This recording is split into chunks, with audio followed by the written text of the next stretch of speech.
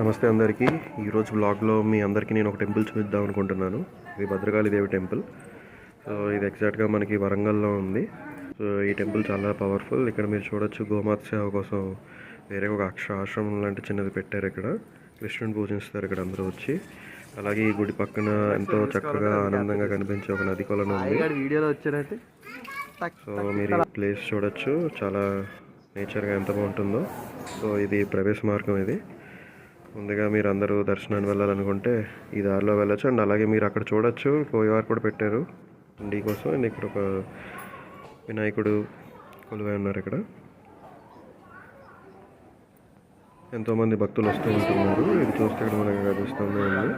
ఎంతోమంది పూజిస్తారు. ఇది చాలా పవర్ఫుల్. ఇది ఎదురుగున్న అమ్మవారికి ఎంతో ఇష్టమైన పటాన్ని కూడా పెట్టారు. ఇక్కడ ఎన్నో యాగాలు యజ్ఞాలు చేస్తారు. యజ్ఞమైన అనుసారం అక్కడ ఉన్న బూడిదని బొట్టుగా పెట్టుకొని ఒక ఫలితాన్ని అమ్మవారి గారి ప్రవేశం. అలాగే చూస్తుంటే ఇక్కడ భక్తులందరూ అమ్మవారికి ప్రసాదించవచ్చు.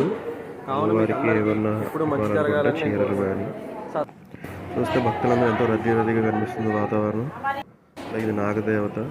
ఇది అమ్మవారికి నచ్చిన ఎంతో ఇష్టమైన వాహనం సింహం. ఇక్కడ కూడా అందరూ ఎన్నో పూజలు చేసి వెళ్తూ ఉంటారు.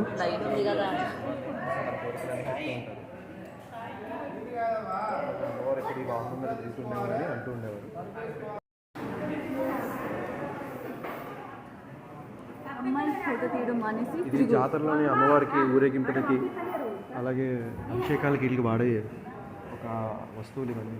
అక్కడ చూస్తారా మీరు, అక్కడ ఒక రథం ఉంది అమ్మవారికి, అందులో తీసుకెళ్తూ ఉంటారు అమ్మవారిని. ఇక్కడ దర్శనం చేసుకోవడానికి మనకి ఆంజనేయ స్వామి కూడా ఉన్నారు. ఆంజనేయ స్వామి అంటే అందరికీ ఇష్టం. అలాగే పైన రాముల వారి విగ్రహాలు కూడా పెట్టారు.